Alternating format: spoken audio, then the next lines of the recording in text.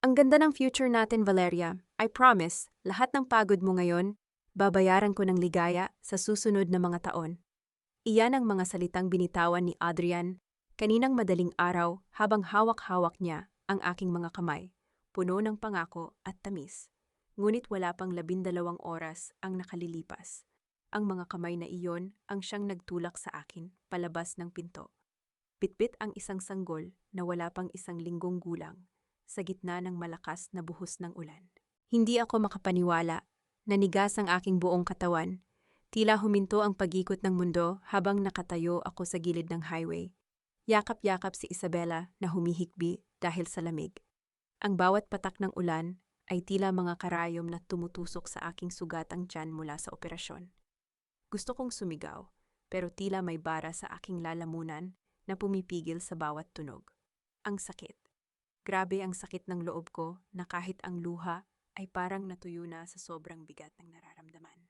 Hayaan mo na, Valeria. Hayaan mo na. Pinilit kong ilakad ang aking mga paa kahit pa nararamdaman ko ang hapdi ng aking tahi. Sa bawat hakbang, ramdam ko ang pagtagos ng dugo sa aking damit. Ngunit wala akong pakialam. Ang tanging nasa isip ko lang ay ang kaligtasan ng anak ko. Sana ay tumigil na ang ulan. Sana ay may masasakyan kami. Biglang tumunog ang aking cellphone sa loob ng bulsa. Isang text mula kay Adrian. Nang buksan ko, halos mabitawan ko ang bata sa sobrang galit at pait. Iwan mo na muna yung bata sa kung saan, Valeria. Huwag kang mag-eskandalo. Kailangan ko ang SUV ngayon dahil may important meeting ako kasama si Bianca. I'll send money pagkatapos ng deal. Iwan ang bata? Saan? Sa gitna ng dilim? Sa gitna ng unos na ito, hindi ako makahinga. Ang taong pinag-alayan ko ng lahat, ang taong pinagpalit ko sa karangyaan ng aming pamilya, ay siya ring taong ituturing na pabigat ang sarili naming anak. Bakit? Bakit niya nagagawa ito? Ang bawat tanong ay parang kutsilyong humahati sa aking puso. Sana ay hindi ko na lang siya nakilala. Sana ay nakinig ako sa pamilya ko noon. Nakita ko ang isang bus na papalapit. Ang mga ilaw nito ay tila mga matang nagniningning sa gitna ng madilim na kalsada. Nang huminto ito, hindi ko na hinintay ang aking isip na mag-utos. Pumanhik ako nang walang lingon-lingon. Bago tuluyang sumara ang pinto, tiningnan ko ang direksyon ng aming bahay. Ang bahay na binuo ko gamit ang bawat sentimo ng aking naipon. Ang bahay na ngayon ay magiging pugad na ng pagtataksil. Kinuha ko ang aking bag, nilabas ang singsing na sumisimbolo sa aming kasal. At doon, sa gitna ng ingay na makina ng bus, ay hinablot ko ang piraso ng papel kung saan nakasulat ang aking mga pangarap para sa amin.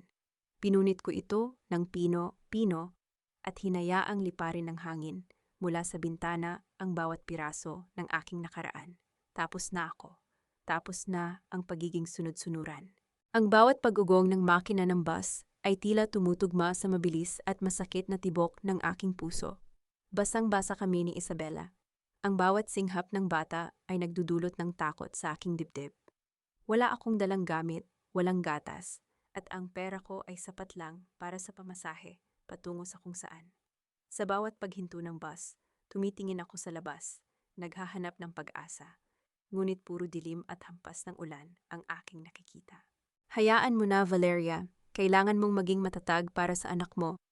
Habang nakasandal ako sa bintana, naramdaman ko ang pagtapik ng isang kamay sa aking balikat. Napapitlag ako at agad na iniharang ang aking katawan para protektahan si Isabela. Sa aking tabi ay nakaupo ang isang matandang lalaki. Puti na ang kanyang buhok at ang kanyang mga mata ay nagpapakita ng labis na pag-aalala. Siya si Mang Ernesto, ang driver ng bus na ito. Senyorita, mas mabuti kung ililipat natin ang bata sa mas tuyong tela. May dala akong kumot sa likod, kukunin ko para sa inyo. Natigilan ako. Paano niya nalaman ang paraan ng pagtawag na iyon? Ang titulong senyorita ay matagal ko nang ibinaon sa limot simula noong araw na tinalikuran ko ang Monteverde. Tinitigan ko ang kanyang mga mata, at doon, sa gitna ng malabo at madilim na ilaw sa loob ng bus, unti-unti kong nakilala ang mga guhit sa kanyang mukha.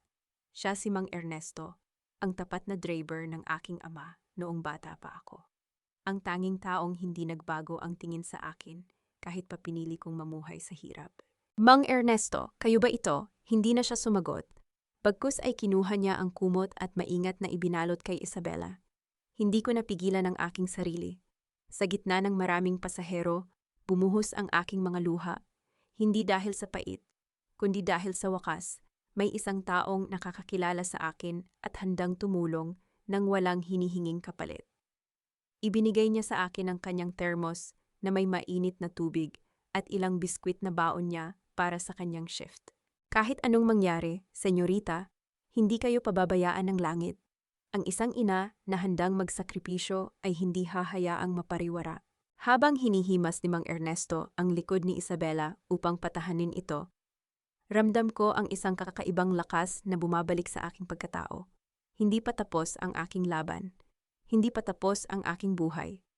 Pagdating namin sa susunod na bayan, kinuha ni Mang Ernesto ang kanyang cellphone sa isang tagong bulsa. Sa bintana ng bus, nakita ko siyang bumulong sa telepono habang nakatingin sa akin ng may malalim na habag. Hindi ko man narinig ang kanyang sinabi. Ramdam ko na ang hangin ay nagsisimulang magbago. Ang pangalang Monteverde na matagal kong ikinahiya ay tila bumabalik upang protektahan ako. Habang bumababa kami sa ospital ng bayan para ipasuri si Isabela, lumingon ako kay Mang Ernesto at yumukod bilang pasasalamat. Ang kanyang tingin ay puno ng katiyakan na ang sikretong matagal kong itinago ay hindi na mananatiling lihim at ang taong naging dahilan ng aking pagdurusa ay malapit na ring makaharap sa katotohanan.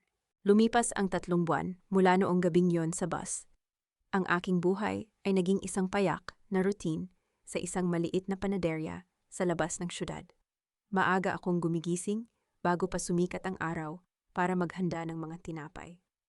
Ang bawat pagmamasa ng harina ay tila pagmamasa ko rin sa aking sariling damdamin. Dinudurog ang pait, hinahalo ang tiyaga, at binubuo ang bagong pagkatao. Si Isabela ay lumalaki ng malusog, at sa bawat ngiti niya, nakikita ko ang dahilan kung bakit kailangan kong manatiling matatag.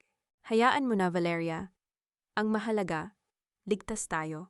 Isang hapon, habang naglilinis ako ng mga tray, pumasok ang isang pamilyar na anino sa pintuan. Napahinto ako, si Selena, ang aking matalik na kaibigan sa loob ng mahabang panahon. Nakasuot siya ng mamahaling damit at amoy na amoy ang pabangong laging ginagamit ni Adrian. Ang kanyang mga mata ay naglilibot sa loob ng maliit at medyo maalikabok na panaderya. May halong awa na hindi ko matanggap. Valeria, ikaw nga. Hindi ako makapaniwala na dito kita makikita. Lumapit siya at akmang yayakapin ako, ngunit bahagya akong umurong. Hindi ko alam kung bakit. Ngunit parang may malamig na hangin na dumapo sa aking batok. Tinitigan ko siya. Bakit siya nandito? Paano niya nalaman ang lugar na ito? Nabalitaan ko ang lahat, Bes. Sobrang sama ng loob ko para sa'yo. Napakawalang hiya ni Adrian. Alam mo bang halos gumuho ang mundo ko nang malamang pinatalsik ka niya? Tinitigan ko ang kanyang mga mata. Naghahanap ng sinseridad. Sa loob ng 20 taon naming pagkakaibigan, palagi siyang naroon, palaging nakikinig, palaging nagbibigay ng payo. Ngunit ngayon, habang nagsasalita siya, napansin ko ang isang bagay na hindi ko napansin noon, ang paraan ng pagngiti niya. Kapag nababanggit ang pangalan ni Adrian, may bahid ng pagtatagumpay. Salamat, Selena. Pero masaya na kami ni Isabela rito. Payapa. Hinawakan niya ang aking mga kamay, ang mga kamay na magaspang na dahil sa trabaho.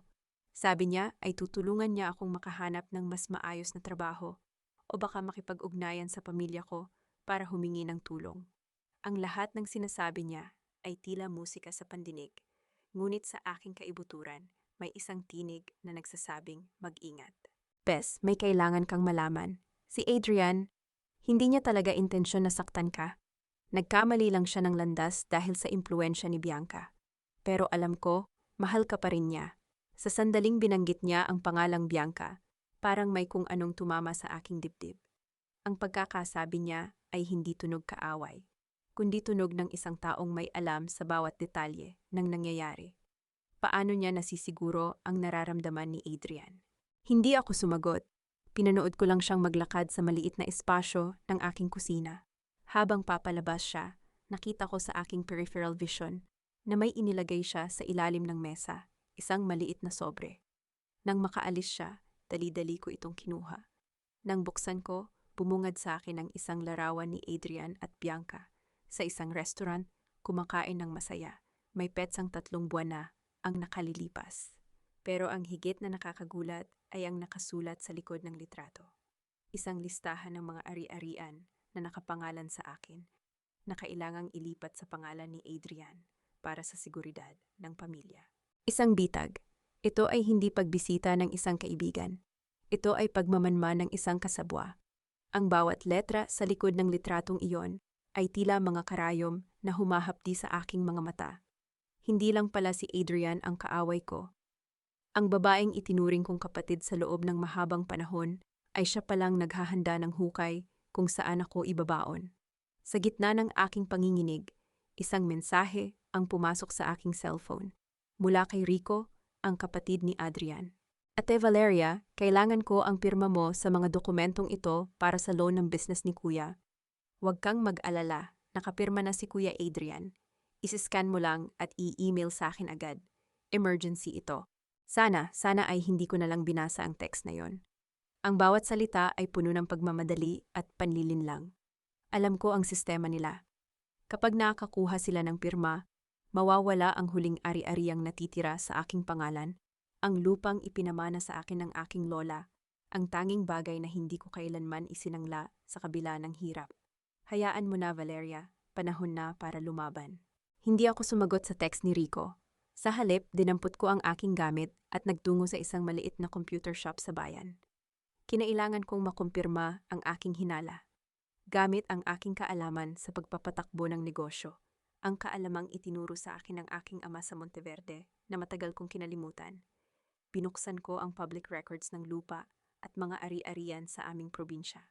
Halos mapatid ang aking hininga sa aking nakita. Ang lupang ipinamana sa akin ay nakasaad na bilang under litigation dahil sa isang peking kaso ng pagkakautang na inihain ni Rico. Ginamit nila ang aking pangalan, ginamit nila ang aking pirma, at ngayon, unti-unti nilang kinukuha ang lahat ng bumubuo sa aking pagkatao. Ang bawat click ko sa mouse ay parang paghila sa kanilang mga maskara. Biglang tumunog ang aking telepono, si Rico. Hindi ko sinagot. Pagkalipas ng ilang sandali, sunod-sunod na mensahe ang dumating. Bakit hindi ka sumasagot? Akala ko ba matulungin ka? Huwag kang magmagaling, Valeria. Pag nawala ang bahay na ito, wala ka nang babalikan kailanman. Ang mga salitang ito ay hindi na nakakasakit. Sa halip, nagbigay ito sa akin ng isang malamig na kapayapaan. Napagtanto ko na ang aking kabutihan ay naging sandata nila upang sirain ako. Hindi na ako ang Valeria na handang magsakripisyo para sa kanila. Ang bawat pagtatangka nilang magnakaw ay nagiging patunay na ang taong kinatatakutan nila ay ang taong minsan nilang minaliit. Pauwi sa panaderya, nakita ko si Mang Ernesto na naghihintay sa labas ng aking maliit na silid. May dala siyang isang makapal na envelope. Nang iabot niya ito sa akin, ang kanyang mga kamay ay bahagyang nanginginig. Senyorita, ito ang mga dokumentong nakuha ko mula sa mga tagapamahala ng inyong ama. Hindi na siya nagtatanong kung nasaan kayo dahil alam na niya. At hinihintay na lamang niya ang inyong pagtawag. Binuksan ko ang envelope. Sa loob ay hindi lamang pera, kundi ang ebidensya ng lahat ng transaksyong ginawa ni Rico gamit ang aking pangalan. Sapat na ito para ipakulong silang lahat. Ang lupang sinusubukan nilang nakawin ay ang lupang magiging sentro ng aking pagbabalik. Habang hawak-hawak ko ang mga dokumentong ibinigay ni Mang Ernesto, ramdam ko ang bigat ng katotohanan. Hindi lang pala nakawang kanilang layunin. Binabalak nilang iwan akong baon sa utang at kahihiyan. Sa gitna ng aking pagmumuni-muni, biglang nag-ring ang aking cellphone. Pangalan ni Bianca ang nakatala sa screen. Hayaan mo na, Valeria. Oras na para maglaro sa sarili nilang rules. Sinagot ko ang tawag at itinapat ang speaker sa aking tainga. Boses ni Bianca, matinis at puno ng pagmamayabang, ang sumalubong sa akin. Valeria, nakita ko ang status mo. Ang galing mo namang magtago. Pero sana alam mo na buntis ako. Anak ni Adrian ang dinadala ko at handa siyang pakasalan ako sa lalong madaling panahon. So, do us a favor and sign those papers. Huwag ka nang maging hadlang sa kaligayahan namin. Ang kapal ng mukha, ang bawat salita niya ay parang lason na sumusubok bumalot sa akin. Ngunit sa halip na magalit, huminga ako ng malalim. Tumingin ako kay Mang Ernesto na naghihintay ng aking susunod na galaw. Ngumiti ako, isang ngiting wala ng bahid ng takot o sakit. Congratulations, Bianca. Sigurado ka bang sa kanya ang batang iyan? Sandaling katahimikan sa kabilang linya. Ramdam ko ang pagkabigla niya, ngunit mabilis din siyang nakabawi. Anong ibig mong sabihin? Huwag mo akong idaan sa mga ganyang laro, Valeria. Kahit anong gawin mo, hindi ka nababalikan ni Adrian. Hindi ko na hinintay ang kanyang susunod na banat. Ipinatay ko ang tawag. Gamit ang tulong ng isang kakilala ni Mang Ernesto na nagtatrabaho sa isang pribadong laboratorio, nakuha ko ang isang impormasyong magpapabagsak sa kanilang lahat. Hindi buntis si Bianca para kay Adrian. Ang resultang hawak ko ay nagpapatunay na ang bata ay mula sa isang mayamang negosyanteng may asawa na. Ang mismong kliyente na inasahan ni Adrian para sa kanyang malaking kontrata. Kinabukasan, nagtungo ako sa opisina ni Adrian. Hindi ako nag-ayos ng magarbo. Suot ko ang aking simpleng damit, ngunit ang aking paninindigan ay kasing tigas ng bakal. Pagpasok ko sa lobby, sinalubong ako ng mga matang mapanghusga. Hindi ako nagpadala sa kaba. Dire-diretso akong naglakad patungo sa kanyang opisina. Pagbukas ko ng pinto, naroon sila ni Bianca, masayang nagtatawanan habang nakatingin sa mga blueprint ng kanilang bagong proyekto. Natigilan sila. Ang mukha ni Adrian ay napalitan ng pagkairita nang makita ako. Valeria, anong ginagawa mo rito? At sino ang nagpahintulot sa'yo na pumasok ng hindi tumatawag? Hindi ako sumagot. Dahan-dahan kong inilapag ang envelope sa kanyang mesa.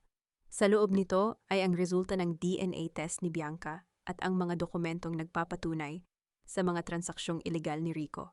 Basahin mo, Adrian. Baka sa susunod na meeting mo kasama ang mga investor. Hindi lang kontrata ang kailangan mong harapin, kundi ang katotohanang niloloko ka ng taong pinili mo kaysa sa amin. Ang gulat sa mukha ni Adrian ay hindi matatawaran. Si Bianca naman ay namutla. Ang kanyang mga kamay ay nagsimulang manginig. Ngunit hindi ako tumigil doon. Tumingin ako kay Adrian nang diretso sa kanyang mga mata. Ang mga matang dati kong pinag-alayan ng buong buhay. Hindi ako narito para makipagbalikan. Narito ako para bawiin ang lahat ng kinuha ninyo sa akin at simulan ang paggiba sa inyong mga kasinungalingan. Ang katahimikan sa loob ng opisina ni Adrian ay tila nakakasakal. Ang bawat segundo na lumilipas ay tila isang oras ng paghupa ng bagyo. Hindi makapagsalita si Adrian. Ang kanyang mga mata ay pabalik-balik sa mga papeles at sa mukha ni Bianca, na ngayon ay bakas na ang matinding takot. Si Bianca naman ay nakatayo sa isang sulok, hindi makakibo. Ang kanyang mga kamay ay mahigpit na nakahawak sa gilid ng kanyang mesa. Hayaan mo na, Valeria. Ang katotohanan ang pinakamahusay na sandata. Tumayo ako ng tuwid. Hindi ko na kailangang sumigaw o magmakaawa para sa hustisya. Ang mga dokumentong inilapag ko ay sapat na upang gumuho ang kanilang mundo. Ramdam ko ang pag-alingaw-ngaw ng pintuan sa labas. Maraming empleyado na ang nagbubulungan sa labas at sigurado akong malapit na itong umabot sa pandinig ng mga board members. Bakit mo ito ginagawa, Valeria? Akala ko ba mahal mo ako? Ang boses ni Adrian ay nanginginig, hindi sa galit, kundi sa takot na mawala ang lahat. Tiningnan ko siya, hindi nang may puot, kundi nang may malalim na pagkadismaya. Ang taong ito na dating hinahangaan ko ay nagmistulang isang duwag na bata na nahuling gumagawa ng mali. Mahal kita noon, Adrian, pero ang pagmamahal na iyon ang naging dahilan kung bakit nakalimutan kong mahalin ang sarili ko. Hindi mo lang ako pinagtaksilan, ninakawan mo ako ng dangal. At ang anak natin, si Isabella, siya ang biktima ng kahibangan ninyo. Biglang pumasok si Rico sa opisina, nang walang kumatok, bitbit ang balita tungkol sa pag-audit ng kumpanya. Ngunit natigilan siya nang makita akong nakatayo doon. Ang mukha niya ay namutla nang makita ang mga papeles na nakalatag sa mesa. Alam niyang tapos na ang laro. Aalis na ako, Adrian. Pero huwag kang magkakamali. Ang bawat perang ginamit ninyo para sa marangyang pamumuhay, na ito ay kukunin ko pabalik sa legal na paraan. Ang bawat pirma na peke, ang bawat utang na ipinasa ninyo sa akin, ay magiging dahilan ng inyong pagkakakulong. Habang naglalakad ako palabas, narinig ko ang sigawan sa loob. Si Adrian at Rico ay nagtuturuan na. Si Bianca naman ay humahagulgol habang tinatawagan ang lalaking tunay na ama ng kanyang dinadala. Hindi ako lumingon. Ang bawat hakbang ko palabas ng gusaling iyon ay isang hakbang palayo sa nakaraan na sumubok na tapusin ako. Paglabas ko ng lobby, sinalubong ako ng mga security guard at ilan sa mga tauhan na dati kong pinagsilbihan noong nagsisimula pa lamang ang kumpanya. Ngumiti ako sa kanila at naglakad patungo sa aking sasakyan, kung saan naghihintay si Mang Ernesto. Pagbukas ko ng pinto, isang tawag ang pumasok sa aking phone. Mula sa aking ama, ang boses niya ay nanginginig sa kabilang linya, hindi dahil sa galit, kundi dahil sa wakas ay narinig niya ang balita ng aking paglaban. Anak, pauwi na tayo, handa na ang lahat. Ang tawag na ito ang hudyat ng pagbabago ng lahat. Ang balanse ng kapangyarihan ay tuluyan ng nagbago. At ngayon, ang tunay na laro ay nagsisimula pa lamang. Ang pag-uusap namin ng aking ama ay isang paalala na sa kabila ng lahat ng sakit, hindi ako nag-iisa. Ngunit pagdating ko sa mansyon ng aming pamilya, hindi ko inaasahan ang sasalubong sa akin. Hindi lang si Papa ang naroon, nakaupo sa aming sala, tila pamilyar na pamilyar sa bawat sulok ng bahay, ay ang mga abogado ng kumpanya ni Adrian, kasama ang ilang mga investor na dati ay tumangging makipagtransaksyon sa kanya.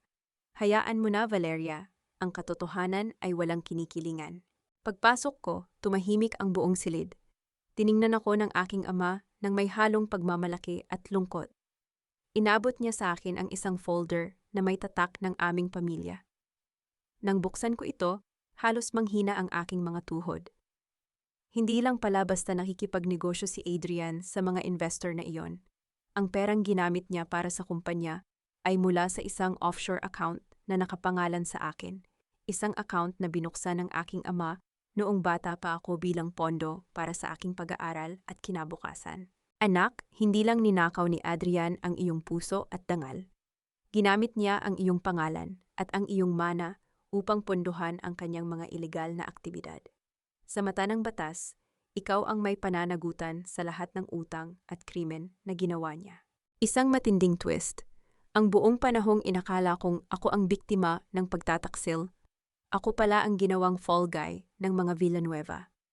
Ang bawat kontrata, bawat pautang, at bawat transaksyon ay dumaan sa aking pangalan nang hindi ko namamalayan dahil sa mga dokumentong pinapirmahan nila sa akin noong ako ay bulag pa sa pagmamahal. Biglang nag-vibrate ang aking cellphone, isang video call mula kay Adrian. Nang sagutin ko, nakita ko siya sa loob ng isang silid na puno ng pulis. Hindi na siya ang mapagmataas na Adrian. Ngayon, siya ay isang lalaking duwag na humahabol sa anino ng kanyang sariling kamalian.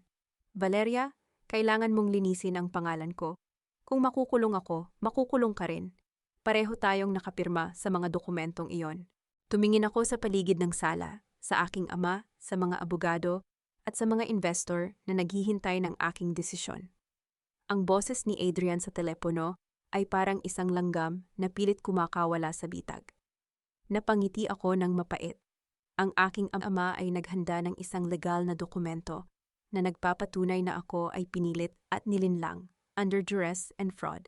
Hindi ako nakikipaglaro sa iyo, Adrian.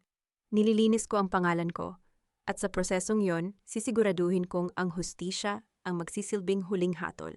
Ibinaba ko ang telepono. Sa isang galaw, pinirmahan ko ang dokumentong magtatanggal sa aking pananagutan at magpapasa ng buong kasalanan sa mga Villanueva. Ang balanse ng kapangyarihan ay tuluyan ng binaligtad. Wala na silang matatakbuhan. Ang kanilang pagbagsak ay hindi na lamang isang tsismis sa kumpanya, kundi isang kasong kriminal na magtatapos sa kanilang marangyang buhay. Ang mga sumunod na araw ay naging parang isang mabilis na pelikula. Ang bawat balita sa telebisyon at radyo ay puro tungkol sa pagbagsak ng Villanueva Construction. Ang bawat pangako ni Adrian na siya ang magaling na negosyante ay napalitan ng mga headline tungkol sa fraud, money laundering, at panloloko sa mga investors. Hayaan mo na, Valeria. Ang katotohanan ay hindi matutulog. Habang nakaupo ako sa opisina ng aking ama sa Monteverde, pinapanood ko ang balita. Si Adrian, na nakaposas at tinatakpan ng mukha mula sa mga kamera, ay mukhang matandang lalaki na sa tindi ng stress. Hindi na siya ang Adrian na nakilala ko. Wala na ang mga mamahaling suit, wala na ang kanyang kayabangan. Sa gitna ng kaguluhan, nakita ko si Selena na nagtatangkang tumakas mula sa gusali. Ngunit nahuli rin siya ng mga otoridad dahil sa kanyang partisipasyon sa pag-forge ng mga dokumento. Biglang bumukas ang pinto. Si Gabriel, ang aming legal counsel, ay pumasok na may dalang mga files. Ang kanyang mga mata ay puno ng paghanga habang tinitingnan niya ang bawat desisyon na ginagawa ko para sa muling pagbangon ng kumpanya. Valeria, ang mga creditors ay humihiling na makipagkita sa iyo. Gusto nilang malaman kung itutuloy pa ang mga proyekto o tuluyan ng ililiquidate ang kumpanya ng mga Villanueva. Tiningnan ko ang mga papel. Ito ang mga proyektong dati kong binuo sa likod ng mga eksena, ang mga pangarap na ginamit nila para lang magnakaw. Itutuloy natin, Gabriel. Pero hindi para sa kanila. Itutuloy natin ang mga proyektong ito bilang tulong para sa mga pamilyang nabiktima ng kanilang scam. Sa gitna ng aking pagtatrabaho, nakatanggap ako ng tawag mula sa bilangguan. Boses ni Adrian. Hindi na ito ang boses na puno ng galit. Ito ay boses ng isang taong wala nang natira. Valeria, please, tulungan mo ako. Wala na akong mapuntahan. Si Bianca, iniwan ako. Si Rico, itinuturo na ako sa pulis. Ikaw lang ang natitirang kakampi ko. Natawa ako ng mahina. Isang tawang wala ng sakit, kundi purong kapayapaan. Kakampi? Adrian, kailanman ay hindi mo ako itinuring na kakampi. Ako ay naging tulay mo para sa iyong kasakiman. Ang tanging utang ko sa iyo ay ang aral na itinuro mo sa akin. Ang pag-ibig na walang paggalang ay hindi pag-ibig. Iyon ay tanikala. At pinuputol ko na ang tanikalang iyon ngayon. Ibinaba ko ang telepono at hindi na lumingon. Sa labas ng bintana, nakita ko si Isabela na naglalaro sa harden kasama si Mang Ernesto. Ang aking anak ay lumalaki ng malayo sa gulo at kasinungalingan. Sa unang pagkakataon sa loob ng napakaraming taon, naramdaman ko ang tunay na kalayaan.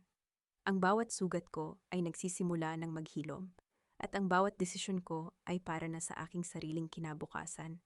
Habang abala ako sa muling pagtatatag ng mga nasirang proyekto, isang balita ang dumating na hindi ko inaasahan. Si Doña Estrella, ang aking biyenan na dati ay hindi nagsasawang manghamak sa akin, ay natagpo ang mag-isa sa isang abandonadong apartment. Ayon sa mga ulat, iniwan siya ni Rico matapos nitong nakawin ang huling ipon ng matanda. Wala siyang makain, wala siyang gamot, at higit sa lahat, wala siyang malapitan. Hayaan mo na, Valeria. Ang karma ay hindi nagkakamali ng address. Nagdesisyon akong puntahan siya. Hindi dahil sa utang na loob, kundi dahil gusto kong makita kung may natitira pa bang bahid ng pagkatao sa likod ng kanyang mapait na mga salita. Nang makarating ako sa apartment, nakita ko siyang nakaupo sa isang sirang silya. Ang kanyang mga mata ay blangko, nakatingin sa kawalan. Nang makita niya ako, hindi siya nakapagsalita. Ang dating matapang at mapagmataas na Doña Estrella ay tila naging isang tuyong dahon na handa ng liparin ng hangin. Valeria, bakit ka narito? Para ba tuyain ako? Para tingnan kung gaano ako kaaba ngayon? Naupo ako sa kanyang tabi. Hindi ako sumagot agad.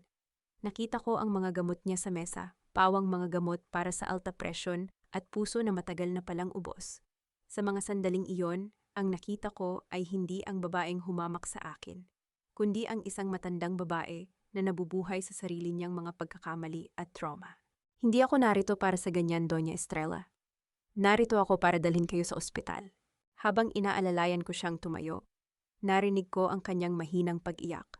Sa pagitan ng kanyang mga hikbi, nagsimula siyang magkwento. Sinabi niya kung paano siya pinalaki sa ilalim ng matinding kontrol ng kanyang sariling biyenan. Kung paano siya tinuruan na ang pagmamahal ay dapat na may kapalit na pagsunod at pagdurusa. Iyon ang tanging alam niyang paraan para protektahan ang pamilya. Ang maging malupet bago ka pa maging biktima. Hindi ko naisip na magiging ganito ang lahat, Valeria. Ang akala ko, kung gagawin kitang katulad ko, magiging ligtas ka. Mali pala ako. Ang tanging itinuro ko lang sa mga anak ko ay kung paano maging mapagsamantala.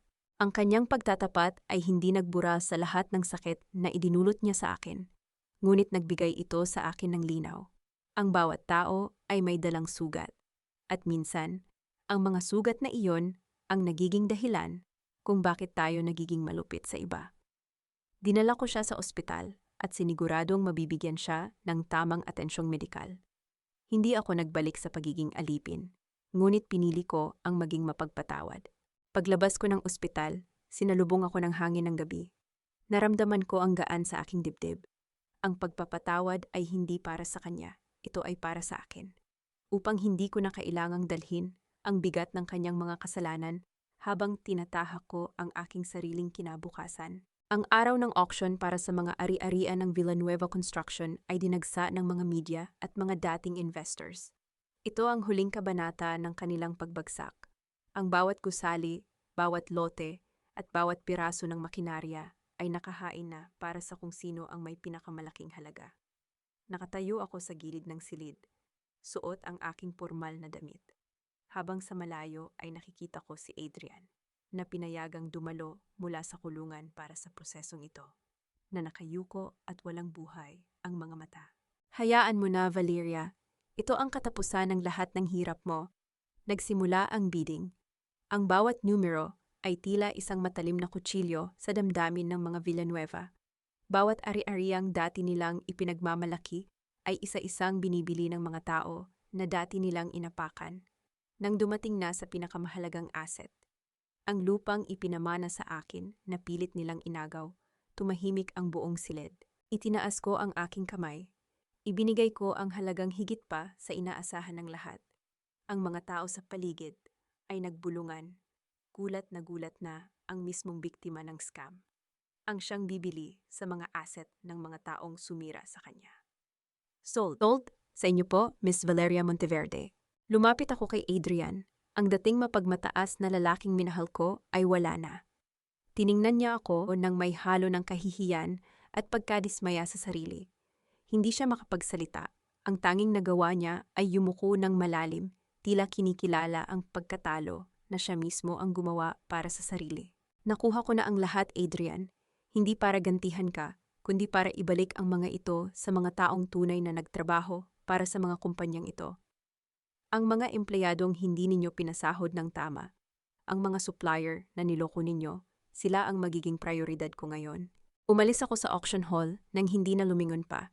Sa labas, sinalubong ako ng malamig na hangin at ng isang bagong liwanag. Wala na ang bigat na nagpahinto sa aking paghinga noong gabing yon sa bus. Wala na ang takot na baka bukas ay mawalan ako ng lahat. Ang bawat ari-ariang nabawi ko ay hindi lamang material na bagay. Ito ay mga piraso ng aking dangal na matagal kong hinanap at ngayon ay akin ng hawak. Pag-uwi ko sa mansyon, sinalubong ako ni Isabella na may hawak na drawing. Isang larawan ng isang babaeng nakasuot ng korona, isang korona na siya mismo ang gumuhit para sa akin. Mommy, bakit ka pumalungkot? Ngumiti ako at niyakap ng mahigpit ang aking anak. Hindi ako malungkot, Isabella. Masaya ako dahil sa wakas, tayo na ang may hawak ng ating sariling kwento. Ang bawat pahina ng ating buhay mula ngayon ay hindi nasusulatan ng ibang tao, kundi tayo na mismo ang gaguhit ng ating sariling tadhana. Ang huling pagtatagpo namin ni Adrian ay naganap sa isang malamig na silid sa loob ng pasilidad, kung saan siya pansamantalang ikinulong bago ilipat sa bilangguan. Wala na ang mga mamahaling relo, wala na ang kanyang maayos na pagkakaayos ng buhok. Ang nakaharap sa akin ngayon ay isang lalaking nilamon ng sarili niyang ambisyon. Nang makita niya ako, unti-unti siyang lumuhod sa sahig.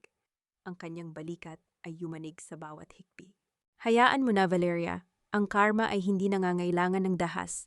Kailangan lang nito ng hustisya. Hindi ako lumapit. Pinanood ko lang siya mula sa kabilang panig ng salamin. Ang bawat luha niya ay tila pagtatangka na hugasan ang kanyang mga kasalanan. Ngunit alam nating pareho na ang ilang sugat ay hindi na kayang hilumin ng basta pag-iyak lamang. Valeria, patawarin mo ako. Nabulag lang ako. Akala ko ang pera at kapangyarihan ang magbibigay sa akin ng respeto ng mundo. Pero ngayong wala na ang lahat, ikaw pa rin ang hinahanap ko.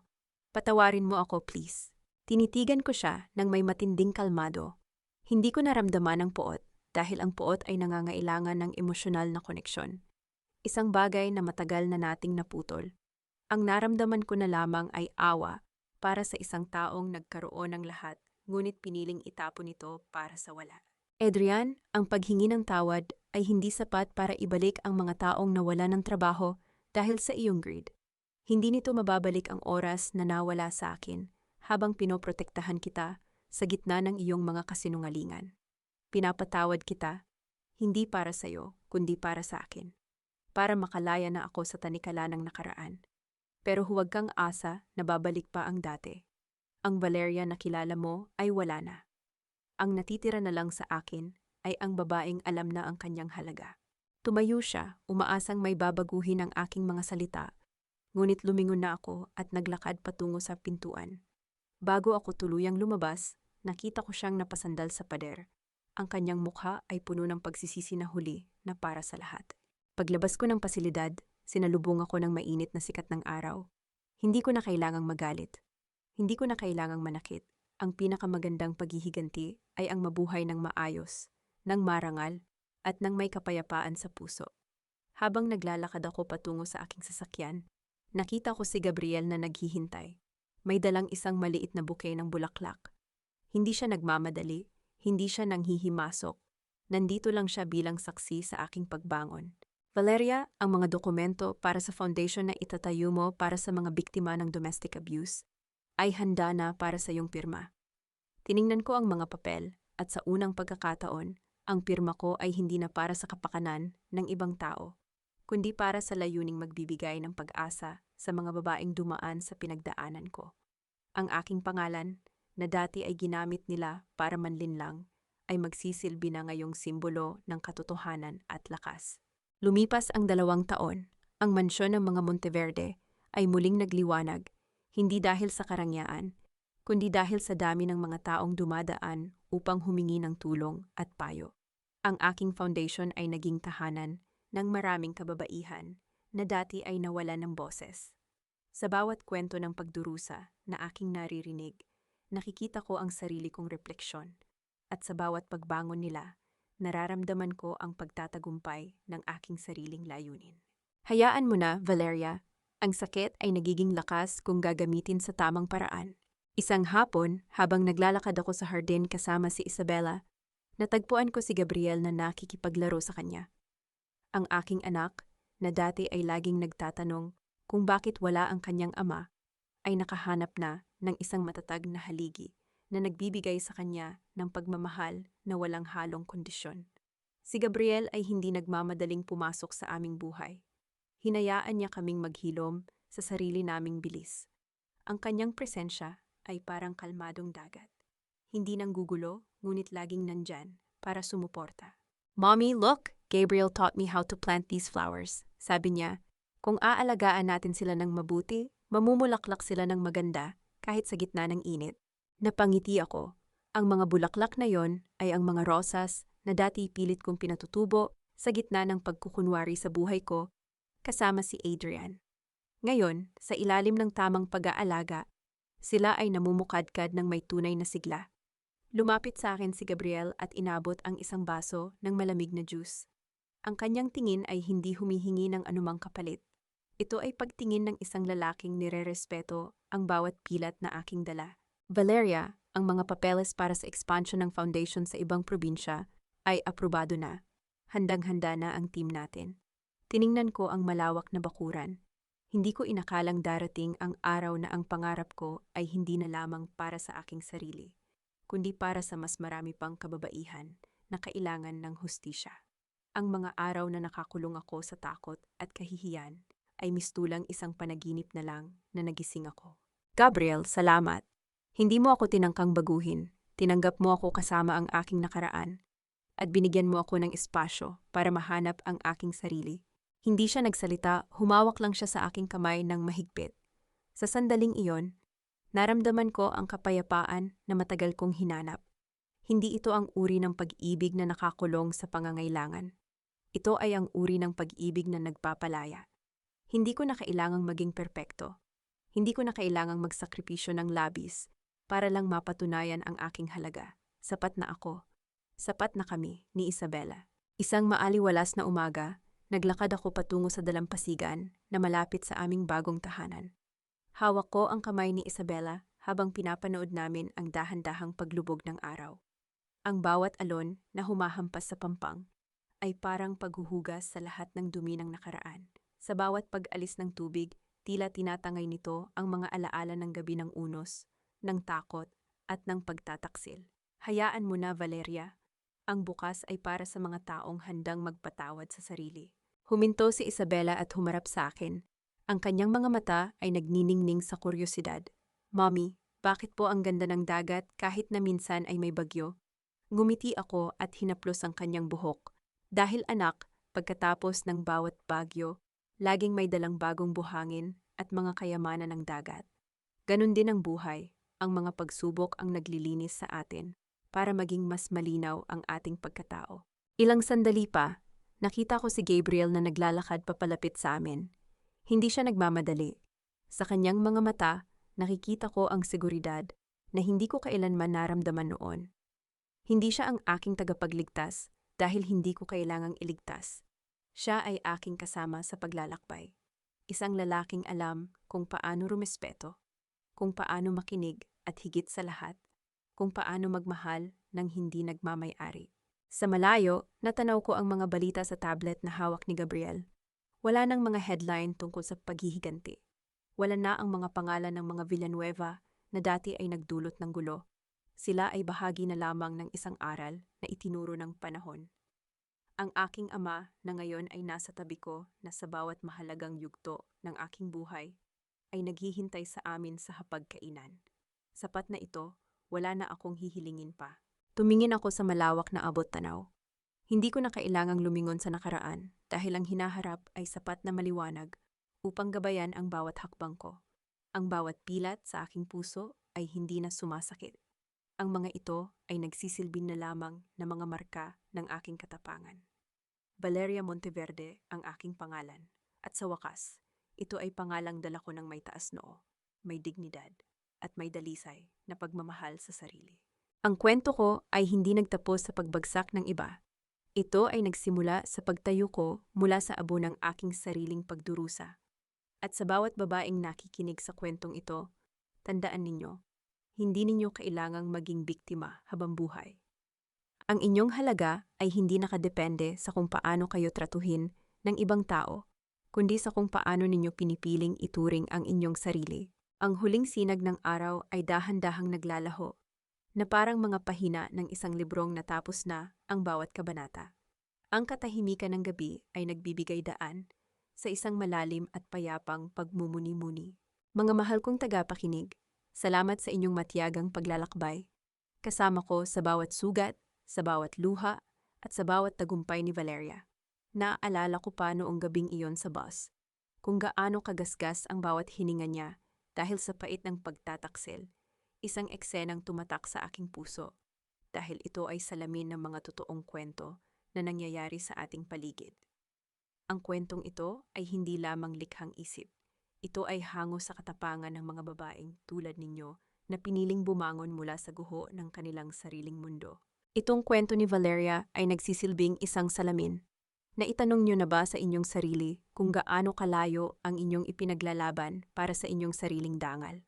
Kung bibigyan kayo ng pagkakataon, pipiliin niyo bang balikan ang nakaraang nagdulot sa inyo ng hapdi? O hahakbang kayo patungo sa isang kinabukasan kung saan kayo ang may hawak ng inyong sariling korona? Saan man kayo nakikinig ngayon, habang nagluluto, nagpapahinga, o marahil ay nakikipagbuno sa inyong sariling mga hamon sa buhay. Sana ay naramdaman ninyong hindi kayo nag-iisa. Nais ko sanang malaman ang inyong saloobin. Kung kayo ang nasa kalagayan ni Valeria, matapos ang lahat ng ginawa ni Adrian, mabibigyan niyo pa ba siya ng pangalawang pagkakataon? O ang paglaya ay matatagpuan lamang sa tuluyang pagtalikod? Ibahagi ninyo ang inyong mga karanasan at damdamin sa comment section. Handa kaming makinig sa inyong mga kwento dahil ang bawat isa sa inyo ay may mahalagang boses na dapat marinig. Huwag kalimutang i-like ang video na ito at i-share sa mga taong sa tingin nyo ay nangangailangan ng paalala na sila ay matatag. at karapat-dapat sa tunay na pagmamahal. Manatiling matapang, manatiling totoo sa inyong sarili, at huwag ninyong hahayaan na ang inyong halaga ay diktahan ng iba. Hanggang sa muli nating pagkikita sa panibagong paglalakbay ng damdamin.